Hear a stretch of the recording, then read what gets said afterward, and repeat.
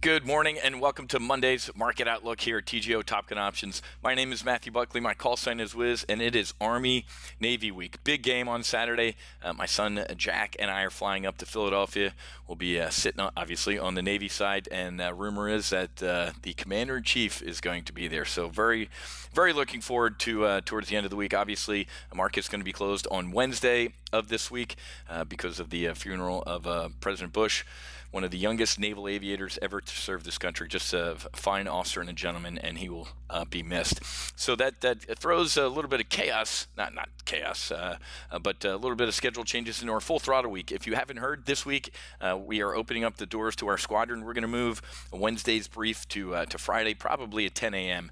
Because my son and I are flying up to Philadelphia later that afternoon. So stand by for schedule changes because of the funeral of the president. But if you haven't registered for Full Throttle, we still have some slots left. You can head to go.topgunoptions.com/FT, and that stands for Full Throttle. And just for registering, we're going to throw two valuable pieces of intelligence at you. Our 7-step proprietary trade plan right there, that's worth $55 we sell that for, and also our OPCL, our options pocket checklist. So technically you're already making money with Full Throttle here, and this is a critical week, folks. We have to talk through everything that happened down in Buenos Aires, Argentina. The headline might be good. I told you, folks, beware of these kind of snapback rallies. This rally is already fading.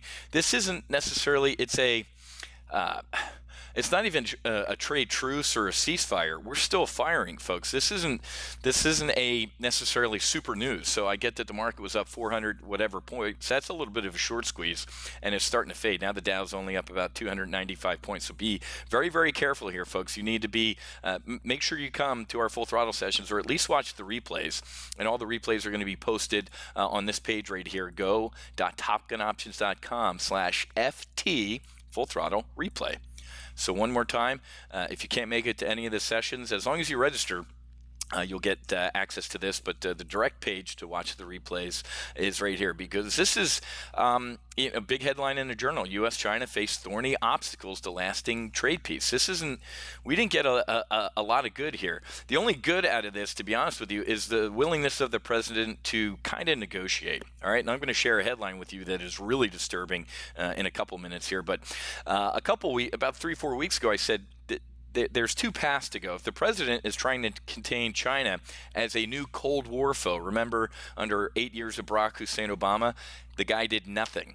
He let this dude move his border from China literally about 600 miles into the middle of the Pacific Ocean. So now we got new China, which is 600 miles bigger. This president's sailing battle groups through there. He's flying bombers right through the straits. I sailed through all those waters on the Abraham Lincoln and the Kitty Hawk. So kind of worries about a massive big Cold War may have subsided a little bit, but I'm not cool with that. I mean, the president kind of signaled that he is on board with China's one China policy, which means, hey, we're taking Taiwan back, which is a massive change. I've done drills with the defense of Taiwan. We have a massive defense pact with Taiwan, and if China wakes up one day and says we want Taiwan back and invades them, we're supposed to defend them.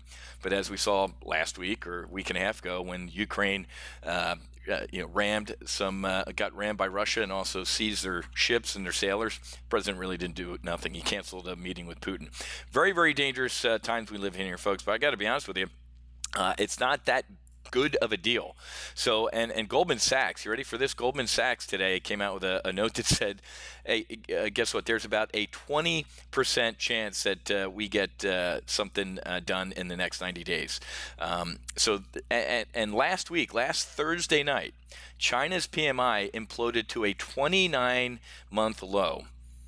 And guess what? It landed right on 50. That's like flipping a coin, folks, and it landing on its edge. There was no way in hell the Chinese government was going to report as their presidents on an airplane to meet with our president that their economy is in a recession. We know that's a lie, but Goldman Sachs coming out today. Goldman pours cold water on the trade war truce. The odds of a comprehensive deal in 3 months are 20%. I think that's high. I don't even think it's close. But here's the headline, the disturbing headline I wanted to share with you. It's now up to President Trump to rescue the stock market from ending 2018 in the red. I called this snapback rally. I said, don't believe it. Markets don't do this. This is going to fade and sell this rally. And I nailed it. I said, we have to retest the lows, and we retested the October lows. I do not believe this snapback rally as well. This 200-day moving average, we're either going to head back down to it or crash. We haven't even talked about, or I've talked about this, but the financial media hasn't talked about this at all. What's going on towards the end of the week, besides me going up to Army Navy? Government shutdown, man. The financial media only care when it cares. They need to start caring about this, because the president has said, I'm shutting this government down if I don't get $5 billion for my border wall. Nancy and Chuck have said what? We're going to shut this government down if we don't get a Protect Mueller rider on our appropriations or the funding bills. So not only that, other than that, Mrs. Lincoln, how is the play? Oil's deja vu moment. OPEC meets amid the price rout. Anxious investors recall slump when? 2-3 years ago, 2015, right? 2016, when cartel gathered, 2014, and failed to curb global supply. What happened? Oil imploded, went through 30. Oil companies got absolutely shellacked and obliterated. So now we got OPEC to worry about. And the Fed chief was actually supposed to give another speech this Wednesday. It was canceled, obviously, because of the president's funeral here. But now we got this clown car. This is, if the Fed wants to be known for their stability and steady hand, they've shattered that. Folks, what was it, October 3rd? Here's the Fed. Hey, man, we're not even close to neutral. We're stepping on the gas and raising interest rates. The Fed caused this shit show. The president called the Fed chief crazy, and he was right to do so. We saw this. Now, last Wednesday, wasn't it? The Fed chief kind of kissed us on the forehead and put a Band-Aid on our boo-boo, and we saw this, because he just said, we're just below neutral. What happened in the past month and a half? The dude didn't raise interest. Nothing happened in that past month and a half other than Jerome Powell blinking. Now, with all the media reporting that the guy blinked, does he get tougher in December and get back to doing his job? Very interesting time, guys. This is you don't want to be trading these markets solo. And we have a lot of canaries in the coal mine. We had awful housing numbers last week, from Case-Shiller to new home sales to some Fannie and Freddie numbers there. So rising interest rates are doing what? They're also killing the housing market. So very, very interesting times. And oh, by the way, as I predicted a year ago, get out of the FANGs, the Twitter, the Netflix, the Googles, the Facebooks. I said all of these are going to implode under the weight of their own hubris. I got banned on Twitter, folks. I had 4,000 followers. I've had that account for, 9-10 years, built it up slowly. They banned me. Conservative voice got booted from Twitter like me. That stock's going to, what an absolute shit show. So they'll ban a voice like mine, but they got Louis Farrakhan on there calling death to all Jewish people. Go figure. And Facebook, this guy, he's awful. This guy needs to go. And oh, by the way, this broke last week. Facebook considered charging for access to user data. This is something that this guy promised they would never do. Since frothing at the mouth. And guess what? Internal emails that a court got a hold of shows that this guy's just an absolute piece of shit. And remember, folks, Mark Zuckerberg, when he started Facebook, this is in an email. You can Google it. They have a screenshot of it. He said a buddy of his, he's like, man, I have about 4,000 people's names and date of birth and socials, and I got everything. He's like, and his buddy said, hey, man, how'd you get that? He's like, they gave it to me. Dumb fucks. Excuse my French, that's his language. He called anybody who gives him their personal information a dumb. You just heard me. So there you go. You want to be long a stock like this? This thing's imploding. And where is this guy? England demanded he come and testify? Nope. They sent some deputy who got absolutely excoriated.